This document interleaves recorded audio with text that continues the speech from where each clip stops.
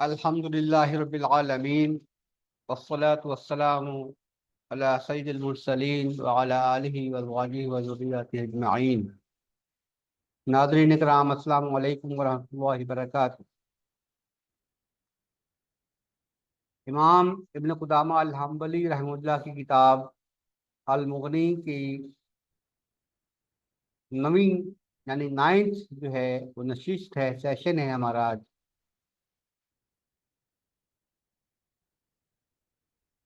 المغنی کا پہلا چیپٹر، کتاب پہلا سیکشن کتاب الطہارہ، دا بک آف ریچول پیوریفیکیشن، اس کا مطالعہ جاری ہے، اور اس کی جو پہلی فصل ہے اس میں مائع مطلق کے حوالے سے بحث چل رہی ہے۔ تو امام الخرقی رحمہ اللہ کی سب سے پہلی عبارت کی وہ تشریح جاری ہے۔ اس تشریح میں سے جو مسائل اخذ ہوئے ہیں وہ ان پر بحث جو ہے ہم پڑھ رہے ہیں۔ پچھلی نشست میں اس پر بحث ہوئی تھی کہ جو مائع مطلق ہے یعنی طہور پاک کرنے والا پانی ہے، وہ تمام قسم کی طہارت کے لیے اس کو استعمال کرنا جائز ہے۔ مائع مطلق طہور کو تمام قسم کی طہارت کے لیے استعمال کرنا جائز ہے، خواہ وضو کرنا ہو، غسل کرنا ہو، خواہ استنجا کرنا ہو، کپڑے دھونے ہوں، فرش دھونا ہو، کوئی بھی چیز دھونی ہو، اس کے لیے مائع مطلق کا استعمال طہارت کے لیے جائز مباح ہے۔ اب آگے یہ بحث ہو رہی ہے، آگے چل کر ان مسائل میں بحث ہوگی کہ وہ کون سے مائعات ہیں جن سے طہارت حاصل کرنے میں علماء کا اختلاف واقع ہوا ہے۔ یعنی مائع مطلق پر تو سب کا اتفاق ہے، اس میں تو کوئی دو رائے نہیں ہے کہ مائع مطلق سے طہارت حاصل کرنا تمام فقہا کے نزدیک جائز ہے، اب وہ احناف ہوں، شوافی ہوں، ممالک ہوں، یا حنابلہ ہوں، یا زیدیہ ہوں، ان سب کے نزدیک مائع مطلق سے طہارت حاصل کرنا جائز ہے، تمام قسم کی طہارت، خواہ وہ نجاست کو زائل کرنے کے لیے ہو یا حدث کو زائل کرنے کے لیے۔ اب ہم اگلی عبارت پڑھتے ہیں اور اس سے متعلق جو مباحث ہیں اس کی طرف آتے ہیں۔ وَمِنْهَا أَنَّ الطَّهَارَةَ مِنَ النَّجَاسَةِ لَا تَحْصُلُ إِلَّا بِمَا يَحْصُلُ بِهِ طَهَارَةُ الْحَدَثِ۔ اور ان مسائل میں سے ایک مسئلہ یہ ہے، یعنی جو مسائل امام الخرقی رحمہ اللہ کی عبارت سے اخذ ہوتے ہیں، ان میں سے ایک مسئلہ یہ بھی اخذ ہوتا ہے کہ ان الطَّهَارَةَ مِنَ النَّجَاسَةِ، کہ نجاست دور کرنے کے لیے جو طہارت کی جاتی ہے، لا تحصل الا بما يحصل به طہارۃ الحدث، وہ اس وقت تک حاصل نہیں ہو سکتی جب تک وہ اسی طریقے پر حاصل نہ کی جائے جس سے حدث سے طہارت حاصل کی جاتی ہے۔ اب یہاں پر دو اصطلاحات جو ہے وہ آ رہی ہیں، ایک النجاسہ اور ایک الحدث۔ احناف کے ہاں نجاست اور حدث مترادف ہے۔ احناف کے ہاں میں نے پہلے بتایا کہ حنفی فقہ میں نجاست اور حدث جو ہیں وہ ایک ہی شے ہے، یعنی ایک ہی شے سے مراد یہ ہے کہ وہ حدث کو بھی نجاست ہی شمار کرتے ہیں۔ نجاست تو سب کے لیے نجاست ہے ہی، لیکن حدث کو بھی وہ نجاست شمار کرتے ہیں، جبکہ حنابلہ نجاست اور حدث میں فرق کرتے ہیں۔ حنابلہ نجاست اور حدث میں فرق کرتے ہیں، بہت سے دوسرے علماء بھی ہیں جو نجاست اور حدث میں فرق کرتے ہیں۔ اس پر آگے انشاءاللہ بحث کریں گے ہم جب نجاست کی اقسام کی بات ہوگی۔ میں تھوڑا سا اس کا تعارف کرا دوں، یہاں نجاست سے کیا مراد ہے اور حدث سے کیا مراد ہے۔ नजासत से मुराद है नापाकी, हिस्सी नापाकी जिसे कहते हैं हम, ज़ाहरी नापाकी, जो नापाकी नजर आती है, यानी जिसका एक वजूद होता है, ऐनी वजूद ऐन होता है, फिजिकल एंटिटी होती है वो, उसका फिजिकल क्या कहना चाहिए कि एक फिजिक होती है जिसको हम टच कर सकते हैं, जिसको जो आमतौर पर नजर भी आती है, उसे हम कहते हैं निजासत। जैसे इंसानी पेशाब, पखाना और खून वगैरह, ये निजासत है, नापाकियाँ हैं। ये सिर्फ मैंने 3 मिसालें दी हैं, इस पर इंशाल्लाह तफसील से बहस आगे चल कर आएगी। और हदस से मुराद क्या है? मादरत, हदस का मतलब है भी लफ्जी तौर पर तो नापाकी ही है, लेकिन उसका यानी हाँ आमतौर पर जो समझा जाता है उससे मुराद नापाकी ली जाती है, लेकिन ये हिस्सी नापाकी नहीं है, हिस्सी निजासत नहीं है, बल्कि ये एक एतबार से मानवी निजासत है। यानी ये वो मानवी निजासत का मतलब यानी इसकी कोई कोई इसका कोई फिजिकल प्रेजेंस मौजूद नहीं होती, बल्कि सिर्फ ये है कि एक हालत है, जैसे ताबुदी तौर पर हम नमाज के लिए जो है वो दुरुस्त नहीं समझते, इस हालत में नमाज पढ़ना जायज़ नहीं है, जिस हालत में नमाज पढ़ना जायज़ नहीं है उसको हदस कहते हैं, उस हालत को हदस कहते हैं। यानी बेवजू होना, या आदमी पर गुस्ल फ़र्ज हुआ हो हैज़ की वजह से, या जनाबत की वजह से गुस्ल फ़र्ज हुआ हो, या इहतिलाम की वजह से गुस्ल फ़र्ज हुआ हो, तो उसे हदस कहते हैं। तो हदस और नजासत में ये फ़र्क जो है वो पेश नज़र रखना है। हनाबिला जो हदस और नजासत में फ़र्क करते हैं, उसकी जो दलील है वो एक मुत्तफ़क़ अलैह हदीस है, जो कि सैयदना अबू हुरैरा रज़ियल्लाहु तआला अन्हु से मनक़ूल है। सैयदना अबू हुरैरा रज़ियल्लाहु तआला अन्हु रास्ते में जा रहे थे कि सामने से उन्होंने रसूल अकरम सल्लल्लाहु अलैहि वसल्लम को आता हुआ देखा। रसूल अकरम सल्लल्लाहु अलैहि वसल्लम ने भी सैयदना अबू हुरैरा रज़ियल्लाहु अन्हु को देख लिया। तो लेकिन सैयदना अबू हुरैरा रज़ियल्लाहु अन्हु ने एक अजीब मतलब है मामला किया, जो उनसे रसूल अकरम सल्लल्लाहु अलैहि वसल्लम को तवक्को नहीं थी। वो ये कि सैयदना अबू हुरैरा रज़ियल्लाहु अन्हु बजाय इसके कि आगे आकर रसूल अकरम सल्लल्लाहु अलैहि वसल्लम की खिदमत में पेश होकर सलाम करते, वो रसूल अकरम सल्लल्लाहु अलैहि वसल्लम से नजर बचा कर फिसक गए, चले गए वहां से, रसूल अकरम सल्लल्लाहु अलैहि वसल्लम मुलाकात किए बगैर। रसूल अकरम सल्लल्लाहु अलैहि वसल्लम को ये बात महसूस हुई, और बाद में जो है जब बाद में रसूल अकरम सल्लल्लाहु अलैहि वसल्लम के पास मस्जिद में हाजिर हुए सैयदना अबू हुरैरा रज़ियल्लाहु अन्हु, रसूल अकरम सल्लल्लाहु अलैहि वसल्लम ने उनसे पूछा कि ये क्या मामला था, तुमने आप मेरे से मुलाकात की हुई, लेकिन आप मुलाकात अमली तौर पर किए बगैर, सलाम किए बगैर चले गए। तो सैयदना अबू हुरैरा रज़ियल्लाहु अन्हु ने फरमाया, अर्ज किया, या अल्लाह के रसूल सल्लल्लाहु अलैहि वसल्लम, असल में मुझ पर गुस्ल फर्ज हुआ था, जब मैं वहां से गुजर रहा था तो मुझ पर गुस्ल फर्ज हुआ था, और मैंने पसंद ना किया कि मैं इस हालत में आप सल्लल्लाहु अलैहि वसल्लम के साथ मुसाफा करूं, क्योंकि आप तो अ, अकदस वजूद अकदस का मालिक हैं, कुद्दूस कहने के एक एतबार से हैं। अब कुद्दूस तो अल्लाह ताला हैं, लेकिन रसूल अकरम सल्लल्लाहु अलैहि वसल्लम इंसानों में से कुद्दूस हैं, जैसे रूहुल कुदुस मलाइका में से हैं, तो रसूल अकरम सल्लल्लाहु अलैहि वसल्लम इंसानों में से कुद्दूस हैं, नहायत पाक, पाकीज़ा, पाकीज़गी से नफरत, नापाक से नफरत करने वाले, नापाकी से दूर रहने वाले। तो इसलिए सैयदना अबू हुरैरा ने अर्ज़ किया कि अल्लाह के रसूल, मुझे अच्छा ना लगा कि मैं हालत जनाबत में आपसे जो है कलाम करूं और आपसे मुसाफा करूं, तो इसलिए मैं जो है चला गया, ताकि पहले मैं गुस्ल कराऊं। तो मैं गुस्ल करके अब आपकी खिदमत में हाजिर हुआ हूँ। तो रसूल अकरम सल्लल्लाहु अलैहि वसल्लम ने फरमाया ان المسلم لا ينجس، اے ابو ہریرہ بے شک مسلم یعنی مسلمان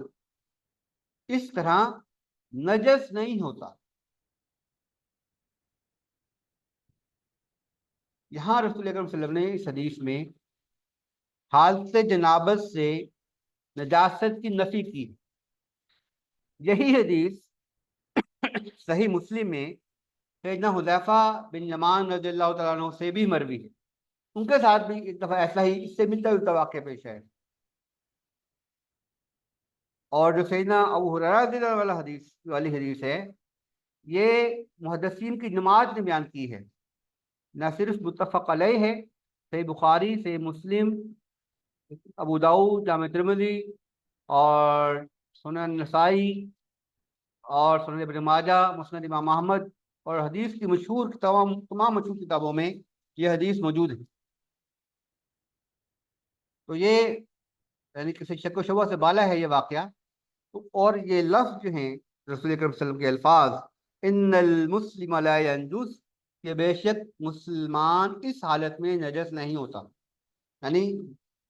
جنابت کی حالت، یعنی یہ مراد لفظی ترجمہ تو یہ ہے کہ مسلمان ناپاک ہی نہیں ہوتا، نجس ہی نہیں ہوتا۔ یعنی اس کا مطلب یہ نہیں ہے کہ انسان اس کے جسم پر نجاست بھی لگ جائے گی تو وہ نجس نہیں ہوگا، یعنی وہ اس طرح نجس ہو جائے گا نا جہاں پر نجاست لگی ہوگی۔ نبی کریم صلی اللہ علیہ وسلم کی مراد جو ہے وہ ریفرنس ٹو دی کانٹیکسٹ کے حساب سے ہم دیکھیں کہ جس واقعے کی طرف، جس واقعے سے متعلق یہ رسول صلی اللہ علیہ وسلم نے الفاظ ادا فرمائی کہ وہ یہی ہے کہ حضرت ابو ہریرہ رضی اللہ عنہ سمجھے کہ جنابت کی حالت میں بندے کا جسم نجس ہو جاتا ہے، تو رسول اکرم صلی اللہ علیہ وسلم نے ان کے اس گمان کی نفی کی اور فرمایا کہ نجاست کے حدث کی حالت میں، یعنی جو جنابت کی حالت ہے اس میں مسلمان نجس نہیں ہوتا، جیسا کہ رسول اکرم صلی اللہ علیہ وسلم نے کے بارے میں آتا ہے کہ سیدہ عائشہ رضی اللہ عنہا جو ہیں وہ حیض کی حالت میں رسول اکرم صلی اللہ علیہ وسلم کے سر مبارک پر کنگھی کر دیا کرتی تھی۔ تو اس سے بھی ثابت ہوتا ہے کہ یہ جو یہ حدث ہے، حدث کی حالت میں آدمی نجس نہیں ہوتا کہ جس سے دوسری چیز چھوئے تو وہ بھی نجس ہو جائے، ناپاک ہو جائے، ایسا نہیں ہوتا۔ تو اس بنیاد پر، ان احادیث کی بنیاد پر حنابلہ کا موقف یہ ہے کہ حدث کی حالت میں انسان کا جسم نجس نہیں ہوتا۔ ہمارے یہاں اردو زبان کے لحاظ سے ناپاک تو ہوتا ہے، لیکن جو عربی کی خاص اصطلاح ہے نجاست، یعنی اس پر نجاست کا اطلاق نہیں ہوتا۔ نجاست فزیکل چیزوں پر اطلاق ہوتا ہے اس کا جن کا عینی وجود ہو، نجاست کا اطلاق انہی چیزوں پر ہوتا ہے جن کا عینی وجود ہو، جبکہ جنابت اور حیض اور یہ جو اس قسم کے ہیں معاملات کا احتلام وغیرہ، اس میں جو ہے اگرچہ وہ چیزیں تو فزیکلی ہی نکل جو ہے انسان کے جسم سے خارج ہوتی ہیں، لیکن انسان کا جو بدن ہے وہ نجس شمار نہیں ہوتا، بلکہ یہ کہا جاتا ہے کہ محدث ہے انسان، محدث، یعنی اس حالت میں انسان پر نماز پڑھنے کی اجازت انسان کو نہیں ہے۔ تو اس عبارت کی طرف ہم دوبارہ آتے ہیں۔ ومنها أن الطهارة من النجاسة لا تحصل إلا بما يحصل به طهارة الحدث لدخوله في عموم الطهارة۔ یہ امام ابن قدامہ الحنبلی رحم اللہ کا حنبلی نقطہ نظر بیان فرما رہے ہیں۔ یہاں پر امام احمد بن حنبل رحم اللہ کا نقطہ نظر کہہ سکتے ہیں ایک روایت کے مطابق، کہ ان کا یہ موقف ہے کہ جس چیز سے حدث میں طہارت حاصل ہوتی ہے صرف اسی چیز سے نجاستوں کو دور کیا جا سکتا ہے، یعنی جس چیز کو وضو اور غسل کے لیے استعمال کیا جا سکتا ہے صرف اسی چیز کو، یعنی پانی مائع مطلق کو ہی نجاستیں دور کرنے کے لیے استعمال کیا جا سکتا ہے، استنجے کے لیے استعمال کیا جا سکتا ہے، یعنی استنجے سے مراد پانی والا استنجا، مایات والا استنجا۔ تو یہ ہے حنابلہ کا موقف، اور وبہذا قال مالک والشافعی ومحمد بن الحسن وظفر، امام مالک رحمہ اللہ، امام شافعی رحمہ اللہ، اور احناف میں سے امام محمد بن حسن الشیبانی رحمہ اللہ اور امام ظفر رحمہ اللہ تعالی، یہ سب جو ائمہ کرام ہیں، ان کا موقف حنابلہ والا موقف ہے کہ جس چیز سے حدث دور کیا جاتا ہے صرف اسی چیز سے نجاستوں کو دور کیا جا سکتا ہے. یعنی کہ اس جملے کا دب لباب یہ ہے کہ نجاست دور کرنے کے لیے استنجا کے لیے بھی صرف اور صرف وہ پانی استعمال کیا جا سکتا ہے جسے مائع مطلق کہتے ہیں، جسے طہور کہتے ہیں. اب اس کے مقابلے میں ایک دوسرا قول جو ہے وہ امام ابو حنیفہ رحمہ اللہ کا ہے، جو زیادہ وسیع ہے اور زیادہ سہولت رکھتا ہے اپنے اندر. وقال ابو حنیفہ يجوز ازالة النجاسة بكل ماء طاهر مزيل للعين والأثر كالخل والماء الورد ونحوهما. امام ابو حنیفہ رحمہ اللہ فرماتے ہیں کہ یجوز ازالۃ النجاسۃ بکل ماء طاہر، کہ نجاست کا ازالہ ہر اس پاک مائع کے ساتھ، پاک سیال شے کے ساتھ، پاک لکوڈ کے ساتھ کیا جا سکتا ہے. مزیل للعین والاثر، جو نجاست کے وجود کو بھی دور کر دے اور نجاست کے اثر کو بھی دور کر دے. اور سے بات کو سنیں کہ امام ابو حنیفہ کے نزدیک ہر اس مائع سے، ہر اس لکوڈ سے کے ذریعے نجاست دھوئی جا سکتی ہے، جو نجاست جس سے نجاست کا وجود بھی زائل ہو جائے اور نجاست کا اثر بھی زائل ہو جائے. اس سے نجاست کو زائل کیا جا سکتا ہے پانی کے علاوہ، جیسے کل خل فمال ورد اور نحوہما، جیسے سرکہ. اب سرکے میں بھی حالانکہ 89% پانی ہی ہوتا ہے، 90% جو ہے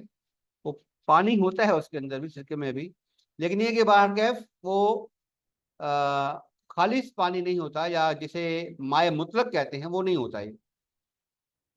سرکہ مائع مطلق نہیں ہے اور طہور بھی نہیں ہے، جس معنی میں طہور جو ہے حنابلہ کے یہاں کہا جاتا ہے.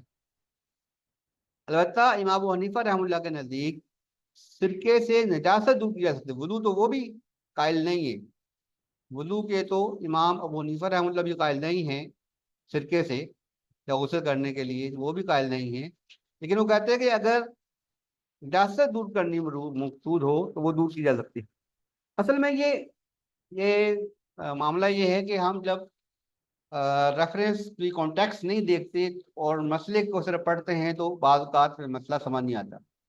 ایسے مسائل کو سمجھنے کے لیے کیس اسٹڈی ضروری ہوتی ہے. کیس اسٹڈی اس کی یہ ہے کہ ایک آدمی صحرا میں سفر کر رہا ہے، اس کے پاس جو ہے پانی نہیں ہے، یا ہے تو اب ختم ہو گیا ہے، پہلے تھا اب ختم ہو گیا ہے، اور قریب قریب تلاش کرنے کے باوجود جتنا شرعی حد ہے اس مقام تک پانی تلاش کرنے کے باوجود پانی نہیں مل رہا. اب وہ وضو کے لیے تو یا غسل کے لیے تو تیمم کر لے گا، اور پیشاب پخانے کے لیے جو ہے وہ استنجا بھی کر سکتا ہے مٹی سے، یعنی جسے ہم استجمار کہتے ہیں، ڈھیلوں سے، مٹی کی ڈھیلوں سے. لیکن اگر اس کے کپڑوں پر کوئی نجاست لگ گئی ہے تو اب وہ کیا کرے؟ کیا اسی ناپاکی کی حالت میں نماز پڑھے گا وہ، یا اس کے لیے کوئی رخصت ہے؟ تو ایسی صورت کے لیے امام ابو حنیفہ رحمہ اللہ نے رخصت دی ہے، یعنی ان کے قول میں یہ رخصت ہے کہ وہ اگر اس کے پاس سرکہ ہے یا عرق غلاب ہے یا اس طرح کا کوئی اور مائع ہے جس میں پانی غالب جزو ہوتا ہے، جس میں پانی غالب جزو کے طور پر موجود ہوتا ہے، اگر کوئی ایسا مطلب پانی ایسا مائع اس کے پاس موجود ہے تو اس سے وہ نجاست دور کر سکتا ہے، اس سے نجاست دور کر کے نماز پڑھ. یہ ہے امام ابو حنیفہ کا موقف، اور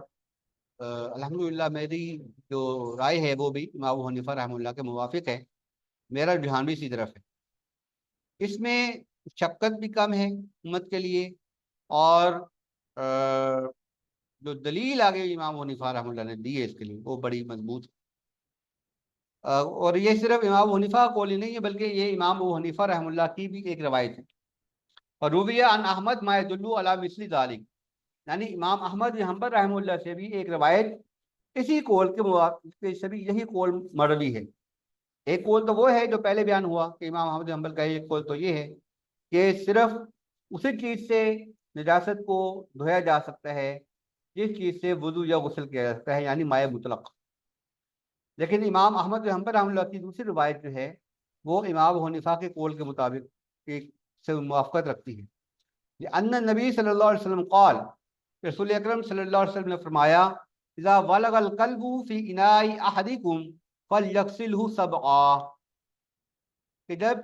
کسی کے برتن میں کتا منہ ڈال دے تو اسے 7 مرتبہ دھو لو، تو اسے چاہیے کہ اسے 7 مرتبہ دھو لے۔ یہ جو روایت ہے اذا ولغ القلب فی اناء احدکم فلیغسلہ سبعا، ان لفظوں کے ساتھ، اس عبارت کے ساتھ، یہ جو حدیث شریف ہے یہ رواہ الجماعہ، محدثین کی جماعت نے اسے روایت کیا ہے، یعنی یہ الفاظ متفق علیہ ہیں امت کے نزدیک، یعنی محدثین کے نزدیک، امت سے مراد یہاں پہ کہ محدثین کے نزدیک یہ روایت، یہ الفاظ متفق علیہ ہیں، ان میں کوئی کسی کے اختلاف نہیں ہے، یعنی کسی بھی امام کو یہ اختلاف نہیں ہے کہ یہ لفظ نبی صلی اللہ علیہ وسلم سے ثابت ہے یا نہیں، سب اس کو تسلیم کرتے ہیں تمام محدثین اور ائمہ فقہا کہ ان الفاظ کے ساتھ رسول اکرم صلی اللہ علیہ وسلم کا قول یقینی طور پر ثابت ہے، اس میں کوئی شک شبہ، کوئی دور کا شائبہ بھی نہیں۔ اب اس قول میں دیکھیں کہ کیا اطلق الغسل فتقیدہ بالماء یحتاج الی دلیل، کہ یہاں پر رسول اکرم صلی اللہ علیہ وسلم نے دھونے کا حکم دیا ہے، پانی کا ذکر نہیں فرمایا اس حدیث میں، حدیث کے ان الفاظ میں جو متفق علیہ ہیں، جس پر جن الفاظ پر محدثین کا اجماع ہے ایک قسم کا، ان لفظوں میں، ان الفاظ میں نبی صلی اللہ علیہ وسلم نے پانی کا ذکر نہیں فرمایا، بلکہ فرمایا کہ اسے 7 مرتبہ دھو لے، یعنی یہ عام ہے، یہ حکم عام ہے، یعنی کوئی بھی مایا جو نجاست کو اور اس کے اثر کو زائل کر سکتا ہو اس سے برتن کو دھویا جا سکتا ہے، کپڑے کو دھویا جا سکتا ہے جو جس پر نجاست لگی ہو۔ فتقیدہ بالماء یحتاج الی دلیل، تو امام ابن قدامہ رحمہ اللہ، امام ابو حنیفہ اور امام احمد بن حنبل کا موقف بیان کرتے فرماتے ہیں کہ اس حدیث کو پانی کے ساتھ قید کرنا دلیل کی محتاج ہے، دلیل کا محتاج ہے، یعنی اگر کوئی شخص، کوئی عالم اس حکم کو پانی کے ساتھ مقید کرنا چاہتا ہے، اس میں پانی لازمی طور پر داخل کرنا چاہتا ہے، تو اس کے لیے پھر دلیل چاہیے۔ اگرچہ بعض دوسری روایات میں سیدنا ابو ہریرہ رضی اللہ عنہ سے ہی منسوب ہیں وہ روایات، اور صحیح بخاری اور صحیح مسلم میں بھی الگ الگ موجود ہیں، اور بعض سنن اربعہ میں بھی موجود ہیں کہ جس میں پانی کے لفظ بھی شامل ہیں، لیکن ان پر بعض روایات پر جرح ہے، اور بعض روایات بعض محدثین کے نزدیک جو ہے یا بعض فقہا کے نزدیک جو ہے معلول ہے، تو اس بنیاد پر امام ابو حنیفہ اور ایک قول کے مطابق امام احمد بن حنبل رحمہ اللہ اس کے قائل ہیں کہ جس بھی مائع سے یہ جو میں نے کہا نا کہ اس میں پانی جو ہے غالب عنصر ہونا چاہیے، تو یہ میری اپنی وضاحت ہے، یعنی اس سے گمان یہی ہوتا ہے کہ اس سے مراد وہ پانی کہ وہ مائع ہے جس میں پانی غالب جو ہے وہ عنصر ہو۔ یہ نہیں کہ جیسے تیل ہے یہ بھی ایک مایہ ہے، دودھ ہے یہ بھی ایک مایہ ہے، اگر جس پر اس پر بات ہوگی کہ دودھ یا تیل، زیتون کا تیل ہو یا سرسوں کا تیل ہو یا مٹی کا تیل ہو، اس سے نجاست کو زائل نہیں کیا جا سکتا، نجاست زائل نہیں ہوتی، اس پر ائمہ کا اتفاق ہے، اس پر ائمہ کا اجماع ہے، اتفاق ہے کہ دودھ سے اور زیتون یا سرسوں وغیرہ کے تیل سے نجاست دور نہیں کی جا سکتی، نہ اس سے غسل کیا جا سکتا ہے، نہ اس سے وضو کیا جا سکتا ہے، اس پہ اتفاق ہے، یعنی اس میں کوئی اختلاف نہیں ہے۔ یہاں پر اس سے میں نے نتیجہ حاصل یہ ہے کہ یہاں پر جو مایات ذکر کیے جا رہے ہیں اصل میں وہ مایات ہیں جن میں پانی غالب عنصر کے طور پر موجود ہوتا ہے، پانی ایک محلل کے طور پر، سالوینٹ کے طور پر موجود ہوتا ہے۔ تو اگر پانی سالوینٹ کے طور پر موجود نہیں ہے تو اس سے جو ہے نا اوائڈ کرنا بہتر ہے۔